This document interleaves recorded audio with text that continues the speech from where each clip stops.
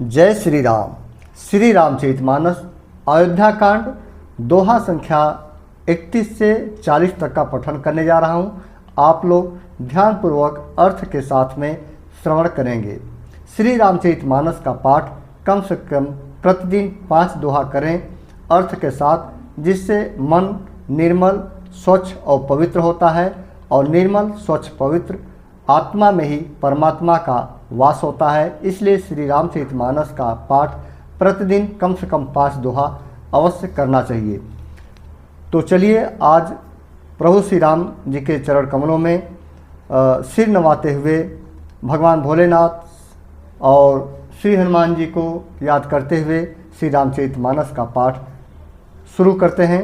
और शुरू करने से पहले जैसा कि 7 लोगों का जो है कि नमन जरूर करना चाहिए।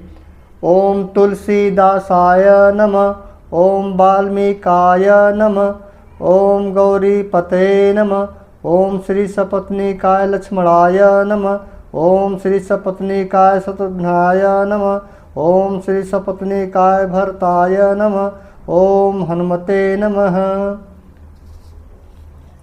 आगे दिखी जरत ऋषि भारी, मनहु रोष तरवारी उघारी, मुठ कुबुद्धि धार निठुराई, धरी कुबरी शान बनाई। प्रचंड क्रोध से जलती हुई कैकेयी सामने इस प्रकार दिखाई पड़ी, मानो क्रोध रूपी तलवार नंगी म्यान से बाहर खड़ी हो। कुबुद्धि उस तलवार की मूठ है, निष्ठुरता धार है और वह कुबरी मंथरा रूपी शान पर धर कर तेज की हुई है। मित्रों, यहाँ पर जब राजा दशरथ से कैकेयी अपने दोनों वचन को कोप भवन में मांगती है, तो उसी समय का प्रसंग है कि उस समय कौन सी परिस्थितियाँ थी, कैसा उस समय का भाव था। उस समय कैकेयी के दोनों जो वर थे उसको मांगने के बाद राजा दशरथ जी का क्या हाल हुआ, ये सारी चीज़ें इस प्रसंग में आप लोगों को देखने और सुनने को मिलेगी। लखी महीप कराल कठोरा, सत्य की जीवनु लेहई मोरा, बोले राव कठिन करी छाती, बानी सबिनयता सुसुहाती। राजा ने देखा कि यह तलवार बड़ी ही भयानक और कठोर है और सोचा क्या सत्य ही यह मेरा जीवन लेगी। राजा अपनी छाती कड़ी करके बहुत ही नम्रता के साथ उसे कैकेयी को प्रिय लगने वाली वाणी बोले। मित्रों, एक पिता को जब कोई पुत्र सबसे प्यारा हो, वैसे तो हर एक पिता हर एक माता को सभी पुत्र समान प्यारे होते हैं, लेकिन सबसे ज़्यादा जिससे प्यार आदमी करता हो, यदि उसी के ऊपर कोई बहुत बड़ा दुख सामने आ जाए तो सोचिए कि उसकी परिस्थितियाँ क्या, उसके भाव क्या होते होंगे। तो यहाँ पर राजा दशरथ की वही भाव है। प्रिया बचन कस कहस कुभाती, धीर प्रतीत प्रीत करहाती। कैकेयी से बोलते हैं राजा दशरथ जी, मोरे भरतु राम दुई आखी, सत्य कहूँ करी शंकरु साखी। राजा दशरथ कहते हैं कैकेयी से, हे प्रिय, हे भीरु, विश्वास और प्रेम को नष्ट करके ऐसे बुरी तरह के वचन कैसे कह रही हो। मेरे तो भरत और रामचंद्र 2 आँखें अर्थात एक से ही हैं। यह मैं शंकर जी की साक्षी देकर सत्य कहता हूँ। अवश्य दूत मैं पठैब प्राता, यहीं बेग सुनत दो भ्राता, सुदिन सोधि सबु साजु सजाई, देऊ भरत कहूँ राजु बजाई। मैं अवश्य सवेरे ही दूत भेजूंगा, दोनों भाई भरत शत्रुघ्न सुनते ही तुरंत आ जाएंगे। अच्छा दिन शुभ मुहूर्त सुधवाकर सब तैयारी करके डंका बजाकर मैं भरत को राज दे दूंगा। लोभुन राम ही राजू कर, बहुत भरत पर प्रीत, मैं बड़ छोट विचारी जिय, करत रहूं नृपनीत। राजा जी दशरथ जी कहते हैं कि मेरे दोनों जो पुत्र हैं, चाहे भरत हो, चाहे लक्ष्मण हो, चाहे श्री राम हो, सभी समान हैं और मैं रामचंद्र जी की जगह पर भरत को ही राज्य दे दूंगा। लेकिन अब वन की जो बात है उस संदर्भ में आगे क्या कहते हैं, कहते हैं राम को राज्य का लोभ नहीं है और भरत पर उनका बड़ा ही प्रेम है। मैं ही अपने मन में बड़े छोटे का विचार करके राजनीति का पालन कर रहा था, अर्थात बड़े को राज तिलक देने जा रहा था। राम सपथ सत कहूँ सुभाऊ, राम मातु कछु कहूँ न काऊ। मैं सब किन्ह तो ही बिनु पूछे, तेहि ते परऊँ मनोरथ छूछे। राम की 100 बार सौगंध खाकर मैं स्वभाव से ही कहता हूँ कि राम की माता कौशल्या ने इस विषय में मुझसे कभी कुछ नहीं कहा। अवश्य ही मैंने तुमसे बिना पूछे यह सब किया, इसी से मेरा मनोरथ खाली रह गया। ऋष परिहरु अब मंगल साजू, कछु दिन गए भरत जुबराजू। एक ही बात मोहि दुख लागा, बर दूसर असमंजस मांगा। राजा दशरथ कहते हैं कि एक बात मुझे असमंजस लगी, राजपाट की तो कोई बात नहीं, लेकिन दूसरा जो वर आपने मांगा उसे वही थोड़ा सा मुझे असमंजस लग रहा है, मुझसे पीड़ा दे रहा है। अर्थात अब क्रोध छोड़ दे और मंगल साज सज, कुछ ही दिनों बाद भरत युवराज हो जाएंगे। एक ही बात का मुझे दुख लगा कि तूने दूसरा वरदान बड़ी अड़चन का मांगा। अजहु हृदय जरत तेहि आचा, ऋष परिहास की साचहु साचा। कहु तजिरो सुराम अपराधु, सबको कहाई राम सुठी साधु। उसकी आँच से अब भी मेरा हृदय जल रहा है। यह दिल्लगी में, क्रोध में अथवा सचमुच ही वास्तव में सच्चा है? क्रोध को त्याग कर राम का अपराध तो बता। सब कोई तो कहते हैं कि राम बड़े ही साधु हैं। तुहु सराहसी करसी सनेहू, अब सुनि मोहि भयऊ संदेहू।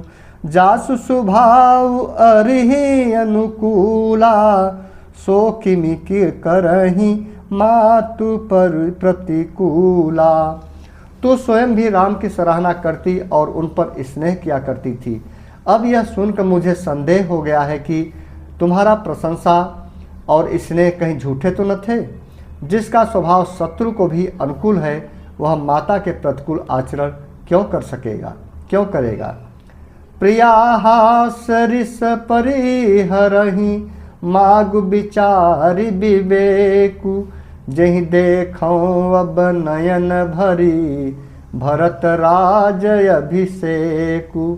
हे प्रिय, हंसी और क्रोध छोड़ दे और विवेक अर्थात उचित और अनुचित विचार कर वर मांग, जिससे अब मैं नेत्र भरकर भरत का राज्याभिषेक देख सकूं। जिए मीन बरु बारी बिहीना, मन बिनु फनिकु जिए दुख दीना। कहूँ सुभाव न छल मन माही, जीवन मोर राम बिनु नाही। मछली चाहे बिना पानी के जीती रहे और सांप भी चाहे बिना मड़ी के दिन दुखी होकर जीता रहे, परंतु मैं स्वभाव से ही कहता हूँ, मन में जरा भी छल रख कर नहीं कि मेरा जीवन राम के बिना नहीं है। अर्थात राजा दशरथ जी कहते हैं कि राम के बिना मेरा जीवन अधूरा है, अर्थात मेरा जीवन रहेगा कि नहीं रहेगा यह मैं नहीं कह सकता। इसलिए राम के बिना मुझे राम से विमुख मत करो। जो दूसरा वरदान है कैकेयी, तुम उसे वापस ले लो, उसके जगह पर तुम कोई और मांग लो। उनका यह बार बार प्रार्थना था। लेकिन मित्रों, यहाँ पर कैकेयी को मंथरा ने इस तरह से दूसरा वर मांगने को कहा था, इस अर्थ में कि जिससे कि यदि राम यहाँ पर रहेंगे तो जनता का जो राम के प्रति प्रेम था और भरत का जो प्रेम है उसे जो है कि कतई भरत राम के रहते राजा स्वीकार नहीं करेंगे।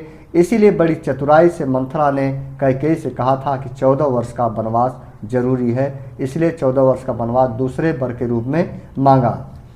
समुझ देखु जिय प्रिया प्रवीणा, जीवनु राम दरस आधीना। सुनि मृदु बचन कुमति अति जरई, मनहु अनल आहुति घृत परई। हे चतुर प्रिय, जी में समझ देख, मेरा जीवन श्री राम के दर्शन के अधीन है। राजा के कोमल वचन सुनकर दुर्बुद्धि कैकेयी अत्यंत जल रही है, मानो अग्नि में घी की आहुतियाँ पड़ रही हैं। कहीं करहूँ किन कोटि उपाया, यहाँ न लागी राउरी माया। देहु कि लेहु अजसु करि नाही, मोहिन बहुत प्रपंच सोहाही। कैकेयी कहती है, आप करोड़ों उपाय क्यों न करें, यहाँ आपकी माया अर्थात चालबाजी नहीं लगेगी। या तो मैंने जो मांगा है सो दीजिए, नहीं तो नहीं करके अपयश लीजिए। मुझे बहुत प्रपंच बखेड़े नहीं सुहाते। राम साधु तुम साधु सयाने, राम मातु भली सब पहिचाने। उस कौशिला मोर भलता का, तस फल उन्हीं देऊ करी साका। राम साधु हैं, आप सयाने साधु हैं और राम की माता भी भली हैं। मैंने सबको पहचान लिया है। कौशल्या ने मेरा जैसा भला चाहा है, मैं भी साका करके अर्थात याद रखने योग्य उन्हें वैसा ही फल दूंगी। होत प्रातु मुनि बेश धरी, जौन राम बन जाहि।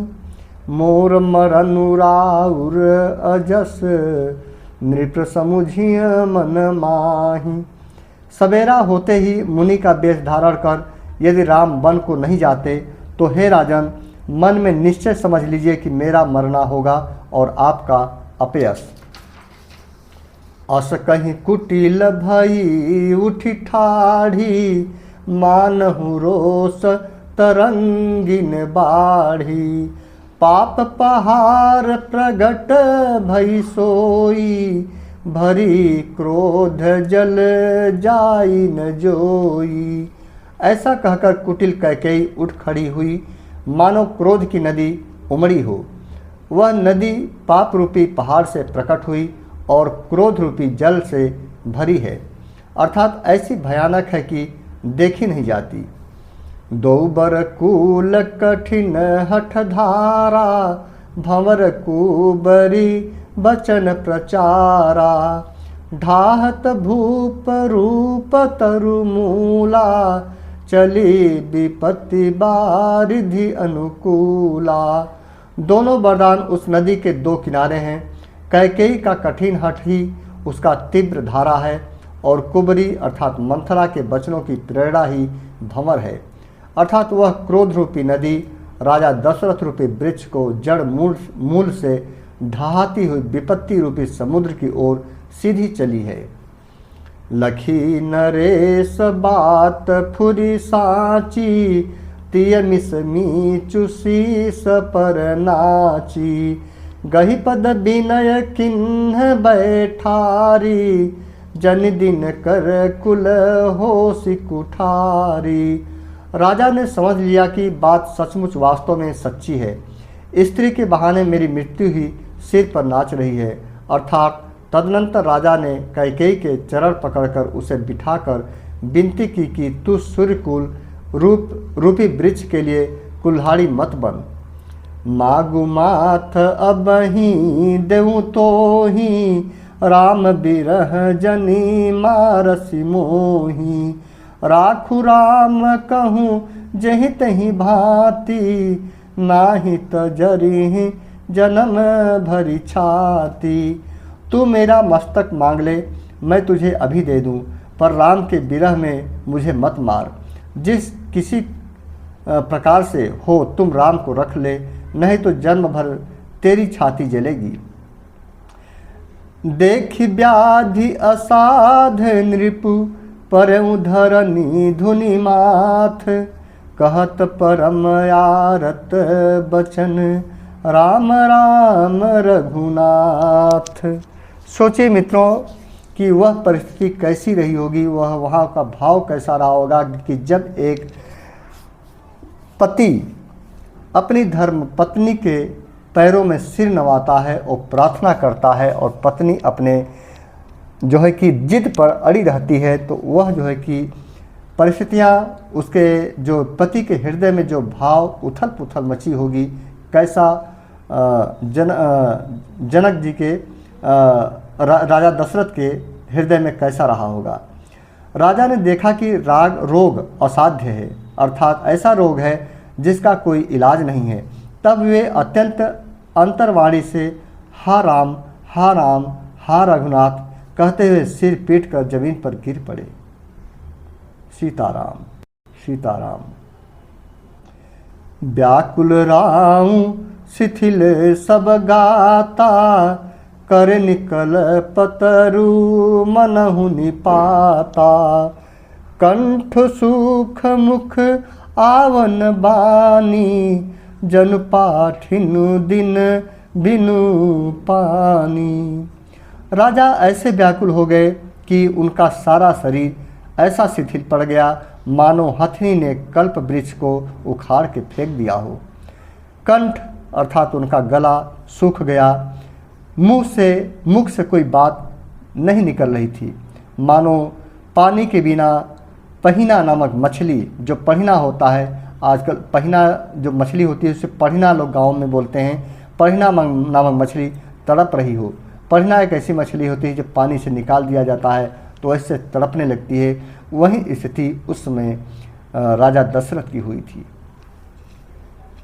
पुनि कह कटु कठोर कैकेयी, मनहु घायमहु माहुर देई, जौ अंतहु वस कर तबु रहऊं, मागु मागु तुम कहीं बल कहूं।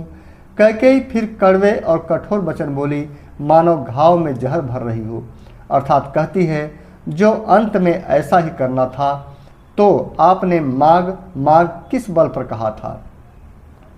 दुई की होई एक समय भुआला, हसब ठठाई फुलाउब गाला, दान कहाउब अरुण कृपनाई, होई कि खेम कुशल रोताई। हे राजा, ठहाका मारकर हंसना और गाल फुलाना, क्या ये दोनों एक साथ हो सकते हैं। मित्रों, कैकेयी न केवल वर ही मांग रही है बल्कि अपने कटु वचनों से राजा दशरथ की इस कदर अपमान कर रही हैं जिसका सहन कर पाना किसी भी धर्मात्मा पुरुष के लिए, और वह भी जब उस पत्नी का पति हो, तो जो है कि बहुत ही मुश्किल, बहुत ही संवेदनशील क्या भाव वहाँ के उभर के आते हैं मित्रों, शब्दों में पिरो पाना बहुत ही मुश्किल काम है। दानी भी कहना और कंजूसी भी करना, क्या कहती है कैकेयी, कहती है दान भी करना और कंजूसी भी करना, क्या रजपूती में क्षेम कुशल भी रह सकती है, अर्थात लड़ाई में बहादुरी भी दिखावें और कहीं चोट भी न लगे। कितनी कड़वी बातें वहाँ पर कही जा रही हैं राजा दशरथ के लिए एक पत्नी के द्वारा। छाड़हूँ बचन की धीरज धरहूँ, जनिय बला जिमी करुणा करहूँ, तनुतिय तनय धामु धनु धरनी, सत्य संध कहूँ तृण समबरनी। या तो वचन अर्थात प्रतिज्ञा ही छोड़ दीजिए या धैर्य धारण कीजिए। यो असहाय स्त्री की भांत रोइए पीटिए नहीं। सत्यव्रती के लिए तो शरीर, स्त्री, पुत्र, घर, धन और पृथ्वी सब तिनके के बराबर कहे गए हैं। मर्म बचन सुनि राऊ कहु कछु दो सुन तोर, लागेऊ तो ही पिसाच जिमी, कालु कहावत मोर। कैकेयी के मर्म भेदी वचन सुनकर राजा दशरथ जी ने कहा कि तू जो चाहे कह, तेरा कुछ भी दोष नहीं है। मेरा काल तुझे मानो पिशाच होकर लग गया हो, अर्थात वही तुझसे यह सब कहला रहा है। राजा दशरथ जी समझ गए कि यह जो कैकेयी की विचारधारा जो एकाएक बदली है, यह कैकेयी की वाणी नहीं है, बल्कि मेरी जो एक तरह से पिशाच जो मौत है, एक तरह से मेरे समक्ष काल बन करके आ रही है, इसकी वाणी के रूप में समझ गए थे राजा दशरथ उसी समय। चहत न भरत भूप तहि भोरे, विधि बस कुमति बसे जिय तोरे। सो सब मोर पाप परिणामु, भयउ कुठाहर जेहि विधि बामु। भरत तो भूल कर भी राजपद नहीं चाहते, होनहार वश तेरे ही जी में कुमति आवसी। यह सब मेरे पापों का परिणाम है, जिससे कुसमय में बेमौके विधाता विपरीत हो गया। सुबस बसिहि फिरी अवध सुहाई, सब गुण धाम राम प्रभुताई। करिहै भाई सकल सेवकाई, होइहि तिहु पुर राम बड़ाई। तेरी उजाड़ी हुई यह सुंदर अयोध्या फिर भली भांत बसेगी और समस्त गुणों के धाम श्री राम की प्रभुता भी होगी। सब भाई उनकी सेवा करेंगे और तीनों लोकों में श्री राम की बड़ाई होगी। तोर कलंक मोर पछिताऊं, मुयहु न मिटहि न जाहि काऊं। अब तोहि नीक लाग करु सोई, लोचन ओट बैठु मुँह गोई। केवल तेरा कलंक और मेरा पछतावा मरने पर भी नहीं मिटेगा। राजा दशरथ समझ गए कि काल रूपी काल मेरा अब आ चुका है और यह कैकेयी के जो शब्द हैं उसी रूप में आ रहा है, लेकिन उनको पछतावा इस बात का है कि ये मेरा पछतावा और जो कैकेयी के ऊपर जो कलंक लगेगा वह कभी नहीं मिटेगा। अब तुझे जो अच्छा लगे वहीं कर, मुंह छिपाकर मेरी आँखों की ओट जा बैठ, अर्थात मेरे सामने से हट जा, मुझे मुंह न दिखा। जब लगी जियो कहूँ कर जोरी, तब लगी जनी कछु कहसी बिहोर बहोरी।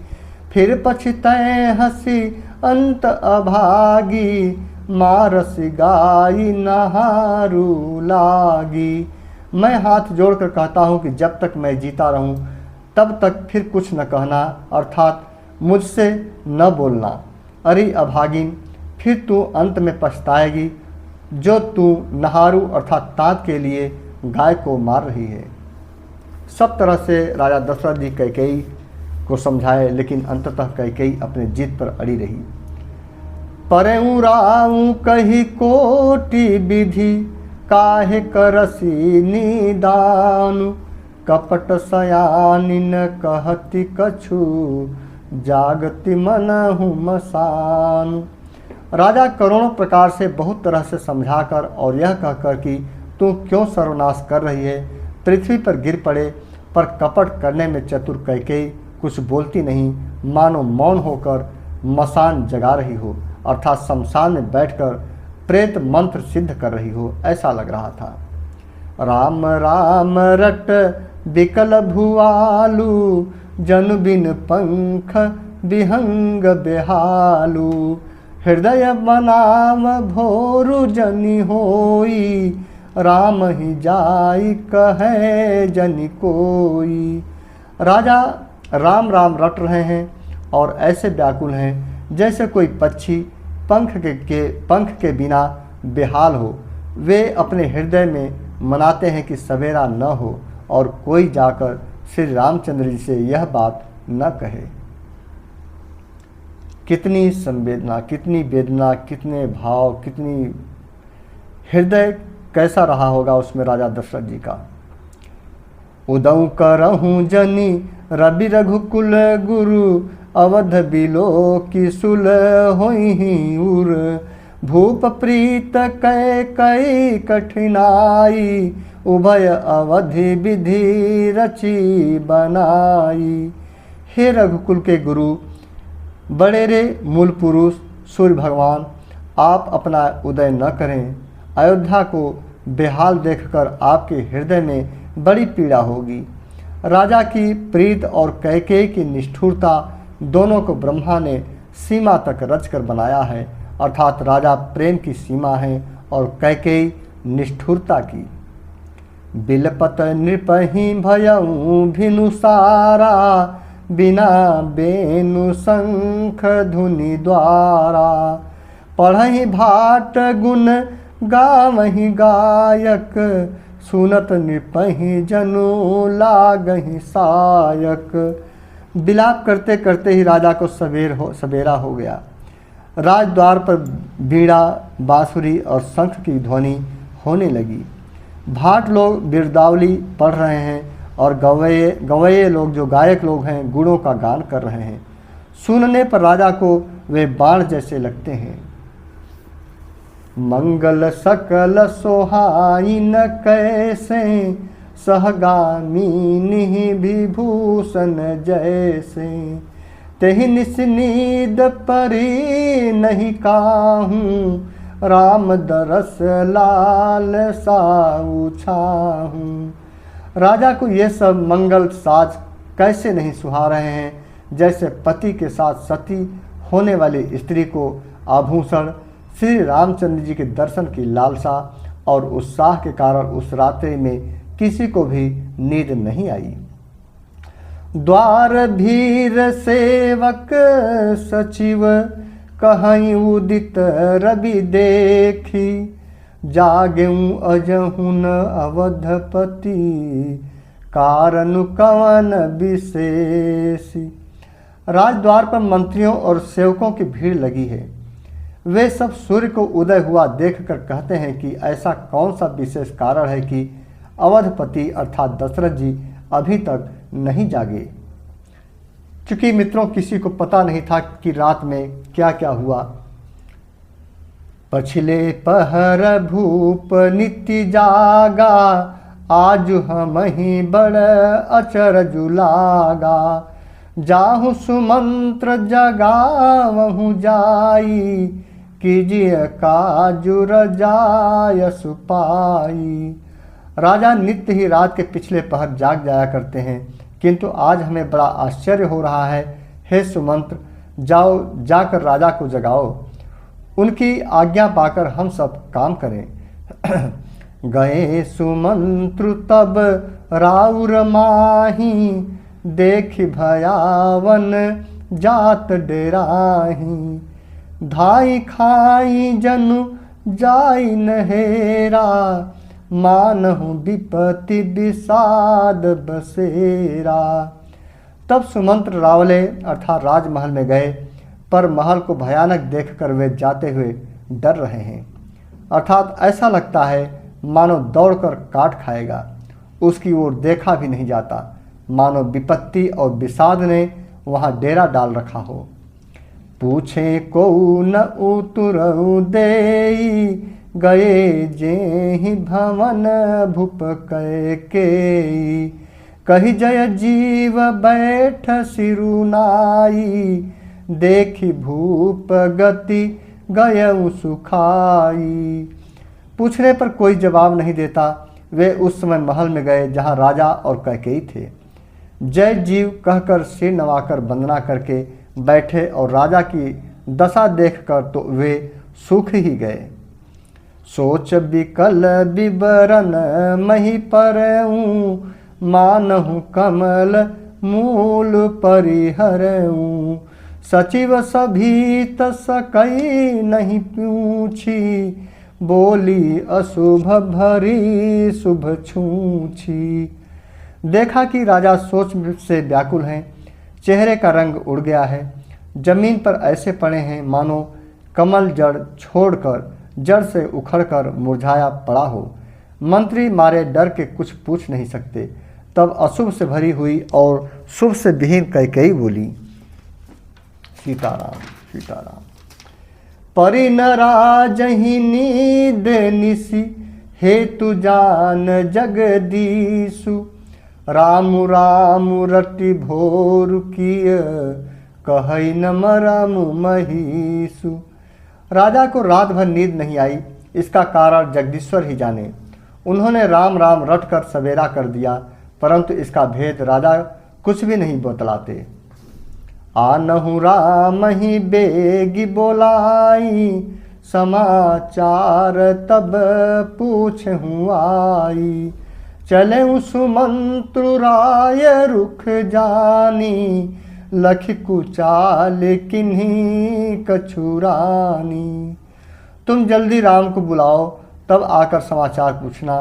राजा का रुख जानकर सुमंत्र जी चले, समझ गए कि रानी ने कुछ कुचाल की है। सोच बिकल मग परई न पाऊं, राम ही बोली कहीं काराऊं। उरधरि धीरजु गयऊं दुआरे, पूछहि सकल देखी मनु मोरे।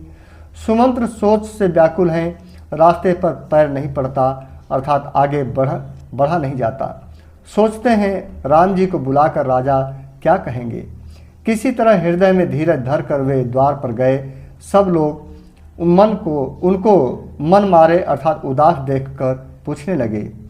समाधानु करी सो सबही की, गयऊं जहाँ दिन कर कुल टीका। राम सुमंत्र ही आवत देखा, आदरु किन्ह पिता समलेखा। सब लोगों का समाधान करके अर्थात किसी तरह समझा बुझाकर सुमंत्र वहाँ गए जहाँ सूर्यकुल के तिलक श्री रामचंद्र जी थे। श्री रामचंद्र जी ने सुमंत्र को आते देखा तो पिता के समान समझकर उनका आदर किया। निरखि बदनु कही भूप रजाई, रघुकुल दीपहि चले उलेवाई। राम को भांति सचिव संग जाही, देखी लोग जहाँ तहाँ बिलखाही। श्री रामचंद्र जी के मुख को देखकर और राजा की आज्ञा सुनाकर वे रघुकुल के दीपक श्री रामचंद्र जी को अपने साथ लिवा चले। श्री रामचंद्र जी मंत्री के साथ बुरी तरह से अर्थात बिना किसी लवाज में के जा रहे हैं, यह देखकर लोग जहाँ तहाँ विषाद कर रहे हैं।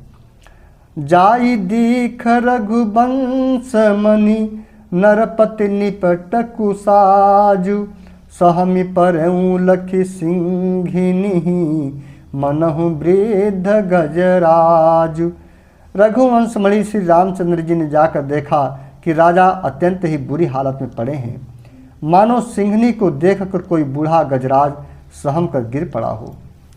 सुख ही अधर जरई सबु अंगु, मनहु दीन मनीहीन भुअंगु। सरुस समीप दीखि कैकेयी, मानहु मीचुत घरी गनिलेई।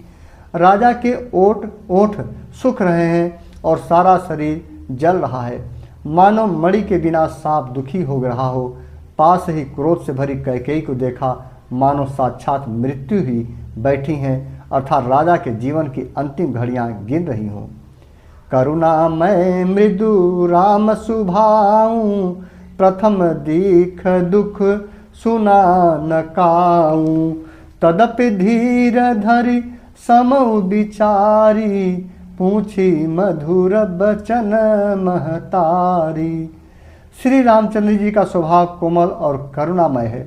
उन्होंने अपने जीवन में पहली बार यह दुख देखा।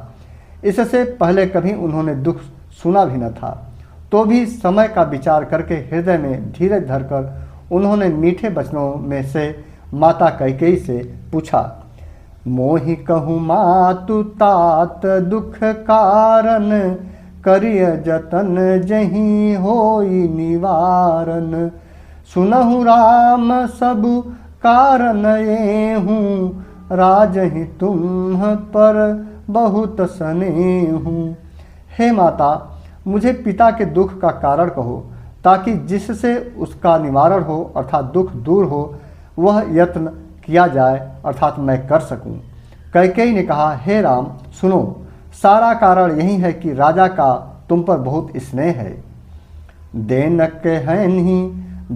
कहनी मोहि दुई वरदाना, मांगेऊ जो कछु मोहि सुहाना। सो सुनि भयउ भूप उर सोचू, छाड़ी न सकहि तुम्हार संकोचू। इन्होंने मुझे 2 वरदान देने को कहा था। मुझे जो कुछ अच्छा लगा वही मैंने मांगा। उसे सुनकर राजा के हृदय में सोच हो गया, क्योंकि ये तुम्हारा संकोच नहीं छोड़ सकते। सुत स्नेहु इत बचनु उत, संकट परहु नरेशु। सकहु त आयसु धरहु सिर, मेटहु कठिन कलेशु। इधर पुत्र का स्नेह है और उधर वचन अर्थात प्रतिज्ञा। राजा इसी धर्म संकट में पड़ गए हैं। यदि तुम कर सकते हो तो राजा की आज्ञा सिरोधार्य करो और इनके कठिन क्लेश को मिटाओ। प्रिय मित्रों, यहाँ पर श्री रामचरितमानस का अयोध्या कांड का दोहा संख्या 40 संपन्न होता है। मित्रों, इसके आगे भी पढ़ने का मेरा मन बहुत कर रहा है, लेकिन मेरा 10 दोहा का कड़ी समाप्त हो गया है और एक साथ ज़्यादा दोहा लोग भी नहीं पढ़ पाते हैं। इसलिए जो है कि अगले कड़ी में 41 दोहा से 50 दोहा का पठन करूंगा। आप लोगों को उम्मीद करता हूं कि यह अर्थ के साथ में श्री रामचरितमानस का पाठ आप लोगों को पसंद आ रहा होगा, और जिसे पसंद आ रहा हो, अच्छा लग रहा हो, कम से कम कमेंट में जय श्री राम जरूर लिखिएगा। अगले वीडियो में फिर से मिलता हूँ। जय श्री राम।